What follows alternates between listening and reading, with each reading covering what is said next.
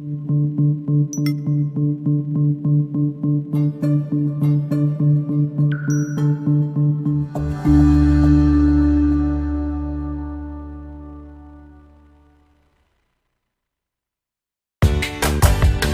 to our podcast, Doing It Right.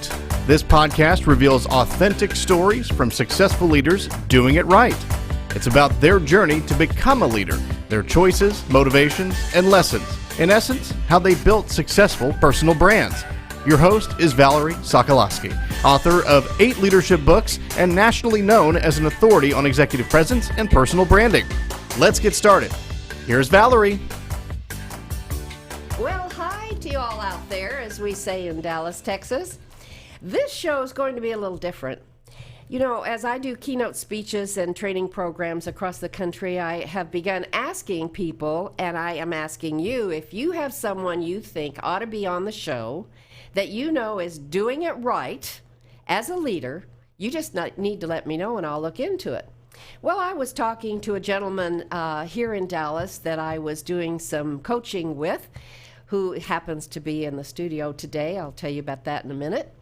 And he is an executive who's passionate about leadership. He is one at a senior level executive role at American Airlines. And we just were talking about the importance of creating leaders in our country who are doing it right and who are maintaining their values and who really do care about the people and all the things you know this show is about.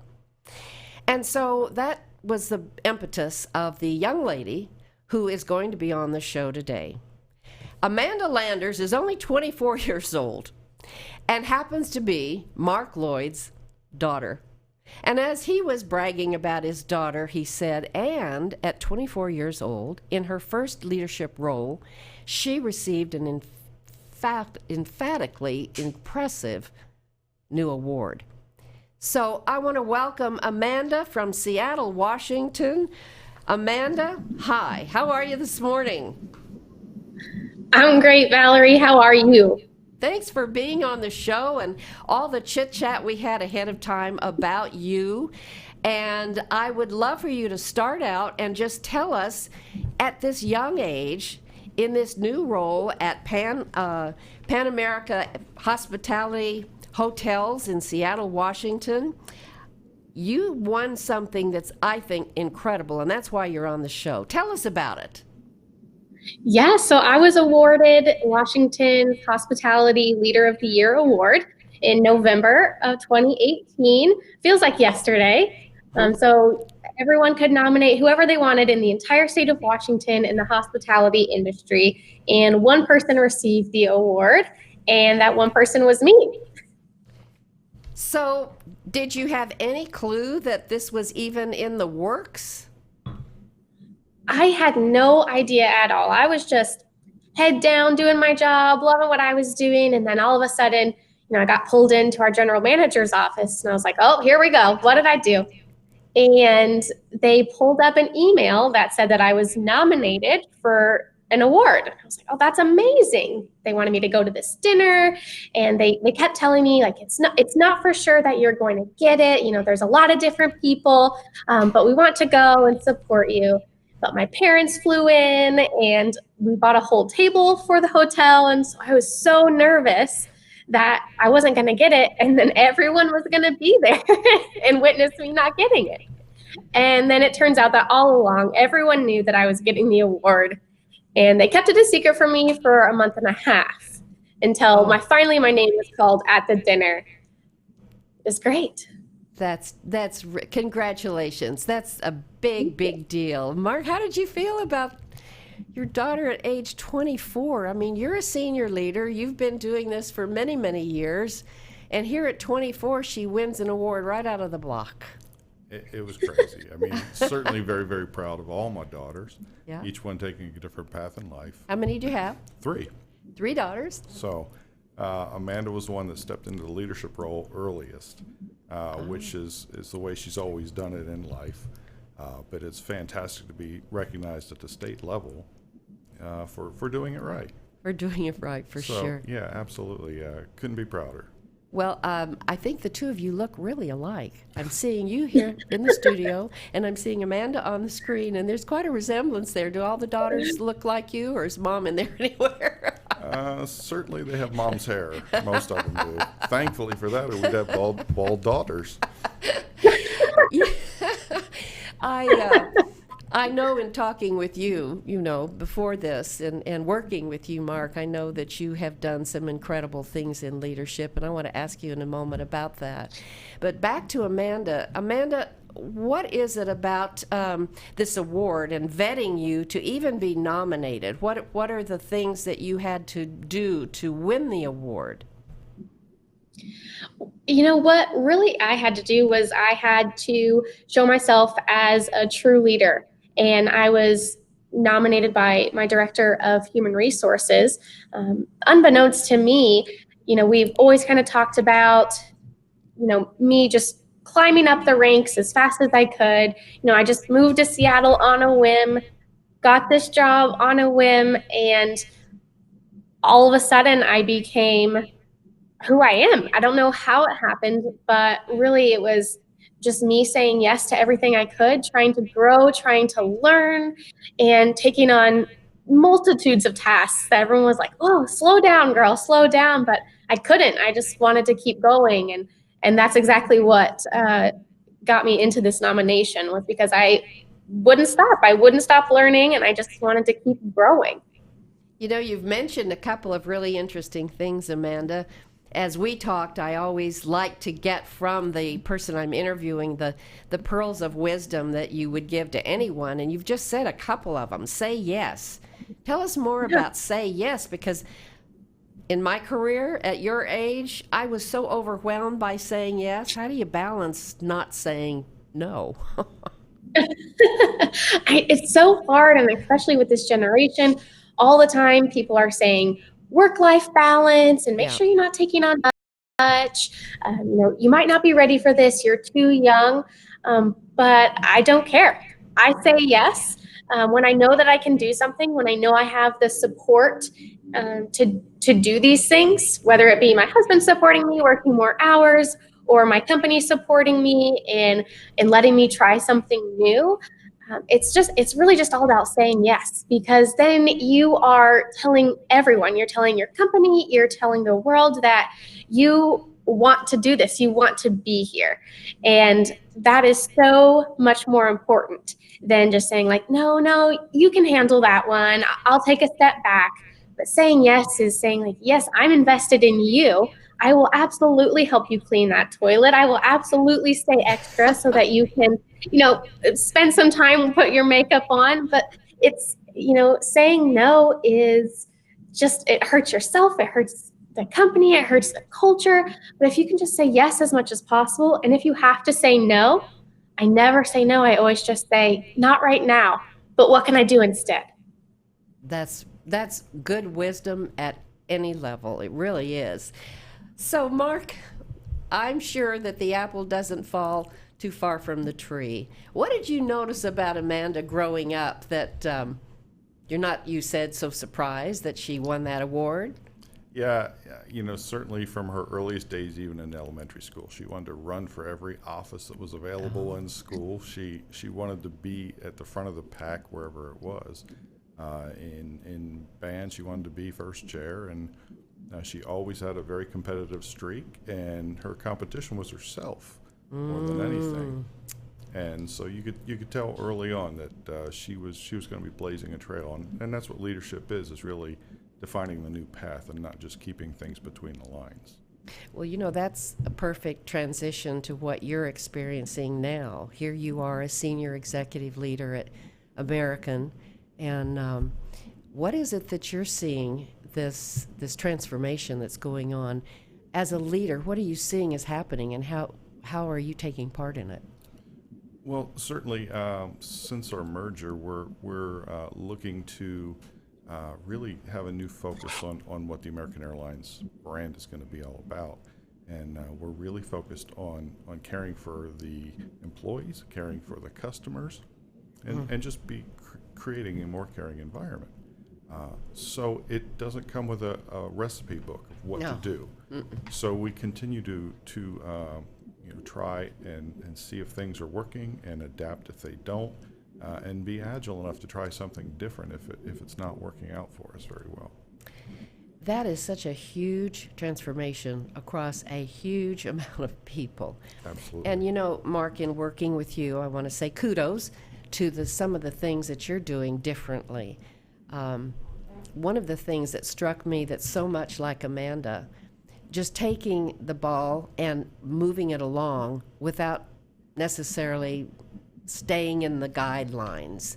So tell us about some of the things as a leader as you're going through this transformation that you're doing differently. Let's just talk brand, doing it right, doing things differently, standing out from the crowd. There's a lot of leaders at American Airlines, Right. but you stand out from the crowd by doing a few different things. What are you doing? So first thing, when I came into the role 7 years ago, was I started a weekly newsletter. Basically, I wanted to make sure everybody in the organization was kept informed at the same time with the same tone, same tenor, so we didn't have this lapse in communication. Because with the technology of email and other things, staying with the old methods of standard staff meetings and pass downs just was a very long, drawn-out process. So if I could reach out to the team at a personal level every week and let them know what's going on with our company, with our group, with individuals of the groups, some nice things that are happening, new births and those sort of things, it really creates a more family feel for the organization. Now, what is it you do at American Airlines, and how many people report to you? This team is how big? So I'm managing director of one of the engineering organizations, engineering services. So we have a very wide spread within the organization, everything from our 24/7 engineering group to our heavy maintenance engineering and records organization. So we maintain the aircraft throughout its life cycle, from taking them brand new from the factory to doing lease and sales. So it's a very dynamic organization. We have a lot of different agencies within the group, and I have right around 400 people right now. So the newsletter is not just a one-pager, is it? No, it's not necessarily a one pager. It certainly is a couple hours worth of effort each week to make sure the employees are front and center.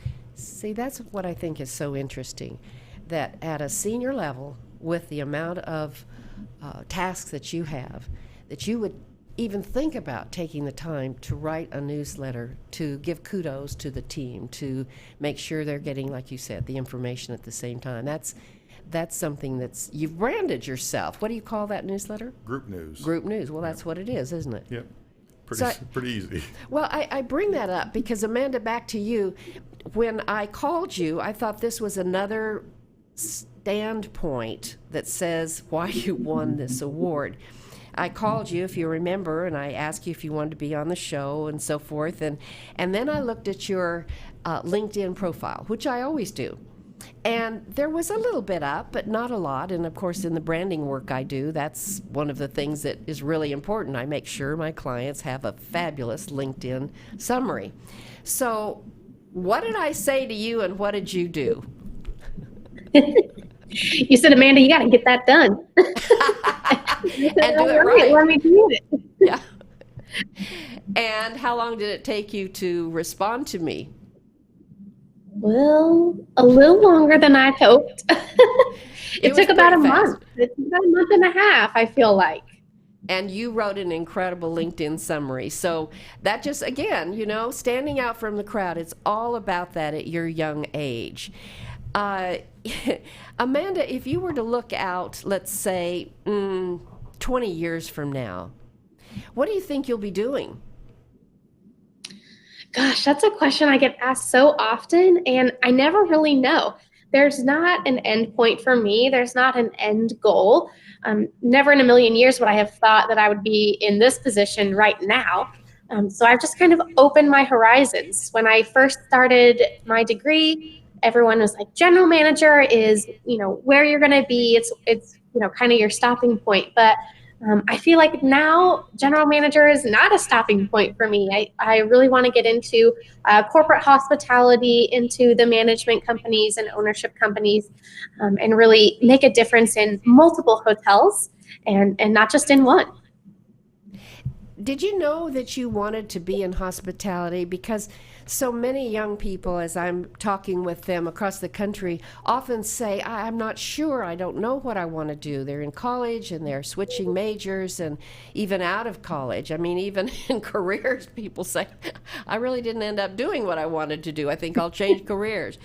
So how did you go about figuring out to get into the hospitality industry?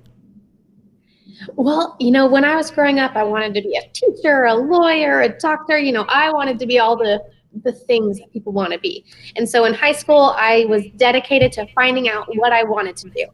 So I took a teaching course and was like, oh, I love kids, but maybe not that much. I took a couple other courses in business, and I really never really found the right thing. I wanted to be a party planner one day, a lawyer. It was all over the place. And then I went to Oklahoma State University at a career fair, and there was this girl in a white coat, and she was talking about Disney World. And I was like, well, at least I can just go and work at Disney World because that's the happiest place on earth. And then I started talking to her about what her program actually was in hotel and restaurant administration. And when I started studying it more, I realized that it was everything that I wanted to do. It was planning. It was teaching people. It was talking to different people every day, getting to know them, getting to know their story, making people comfortable. And that's hotels. That's the industry. And so once I started my first job in hotels, I knew it was 100% for me. I lived right next door to the hotel, and I was there more often than not because I wanted to be there all the time. I didn't care if I was getting paid, which I was, but I wanted to be there. Well, now that you have some direct reports, how many do you have now? I have about 30 right now. So just about a month ago, I went from having 4 to having 30. Wow. Well, what's the hardest thing as a new manager about what you do? What's the hardest thing? Well, I think it's different for every manager, every leader. For me, the hardest part was my age. So everyone that I'm working with is around my age or even older than I am. And so making sure that they feel confident that I know what I'm doing, but also that I'm here for them. I'm not just here for the business. I'm not just here for the bottom line. I'm here to make sure that they are happy so that ultimately they can make our guests happy. But it is difficult to walk that line of, yes, I am young. Yes, you are older than me, but hey, you need to listen to me. Oh, where'd that come from, Dad? I have no idea. You said she's a twin and the bossy one? Yes, she's always been the bossy twin. Absolutely. What for you at this stage of your leadership is the hardest thing in leading? I think really it is each individual person and each individual group has roadblocks that need to be removed. Mm-hmm. And it's trying not to do kind of a peanut butter spread approach to leadership. And it's really finding out what the hot buttons are for that individual or that group, mm-hmm. and removing those roadblocks. Because it's not their job to remove the roadblocks, it's the job of leadership. Mm. And it's just identifying what it is. And oftentimes the culture can be that they assume nothing's going to change, so they don't bring it up. So it's a continual asking and defining what the roadblocks are and finding ways to remove them. Open communication, that's what you said earlier. Yeah. Amanda, do you have any questions for your dad? Dad, are you buying me lunch today? I expect a Venmo. Okay, I'll do that. Valerie, there's a question. Oh, good. We've got a question, Amanda. Get ready. Yeah. So, right.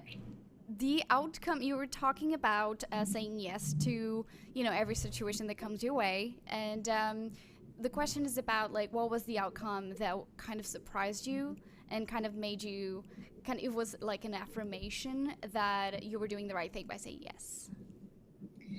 Oh yeah, that's great. The when I knew that it was the right thing for me to start saying yes was when we were kind of going through a transition at the property, and because I had said yes to so many things, I was able to help everyone at any time. And when our general manager started, our corporate leader that I didn't even know my name came to me and was like, "I heard you're my go-to gal." I was That's like, "Yeah, awesome. that's right, I am." Wow. I love that, don't you? Yeah, I that's love pretty that. amazing. That's an awesome outcome to have. It's definitely an affirmation. Well, there's a book I often refer to. This isn't a plug, but kind of linchpin, and so what it's really saying is, what's a linchpin? Well, in leadership, it's someone that is the go. Amanda, you said it, is the go-to person that I can go to you, Amanda. In other words, and you'll either have the answer, or if you don't, you'll know where to get it. That's a linchpin, right? So tell us more about being a linchpin at the hotel there. What does that look like? It looks like a different thing every single day. So what it is, it's me just having to find my priorities. Do I do my job first, or do I help, accounting with their something, or do I help human resources with their something? It's really just always being around, always having my phone on me, always making sure that I'm answering questions or finding the answer. A lot of times it means working more than a teacher would sometimes at here. Sometimes I spend 12 hours here and I just totally even forget how long it's even been. I forget that I haven't had lunch. But it doesn't bother me at all because I'm here and I know that I'm making a difference. Okay, so I'm going to ask you a question. Just yesterday, I was doing a webinar for UPS, and they are using my book, Monday Morning Leadership, for their leadership initiative. So I had all these people on the webinar, and they were asking questions about, these were all emerging leaders, they were asking questions about leadership. And one of the questions was this, Amanda, see what you would have said. It was a young lady who said, "What do I do? I am a yes person. I do want to help everyone. I do have direct reports, and I'm getting overwhelmed because I'm saying yes." So her specific question was, some of people come to me and they want to have some professional development, and they're looking to me for that, and they want all these ideas and so forth. And so how do I balance? The point was, how do I balance taking time for everyone, which then is overwhelming for me in the work that I'm trying. Mark, do you get this? You get Absolutely, it too? yes. Yeah. You might have some wisdom too. So let's see what Amanda says, and I'm going to ask you the same Okay. question. So it is that work-life balance. And let's face it, we're living in such a fast-paced world. And I don't know anyone that isn't doing tons of work, and it's only getting more. That's why it's called work. So that's my question. How do you balance really caring for your people and being there for them, but still having balance for yourself? Yeah, well, I might or might not be a type A personality. So I might have a few planners that I utilize. And every morning I sit down and I plan out my day. I said, what is the top thing that needs to get done? And then when something comes in the middle of the day and someone really needs me, what can I push around? What can I save until later? What can I save till tomorrow? Or what can I, have someone else do? Delegate something else to work on. And I really try and set, strict boundaries. So I'll say, today I'm going home at 7 p.m. And everyone knows that today I'm going home at 7 p.m. But if you need me at 6:50, I'll be there. And, we'll do whatever we can. So really it's planning your time and, don't stress yourself out if you can't get everything done in a day. That's why we work 5 days a week, 6 days a week, because there's no job that you can get everything done in a single day. I think that's a good lesson right there. You just can't do it all the time. Things Mm-hmm. happen. I have my planner Yeah. and I've got it planned, and then something happens. Those were some really great pearls of wisdom already. Mark, what would you add to that? Balance. So one of the things that I like to do is whenever I'm meeting with one of my team members, or even someone outside my team who wants, say, some mentoring or something like that, the first session is more of a triage to find out what their true needs are.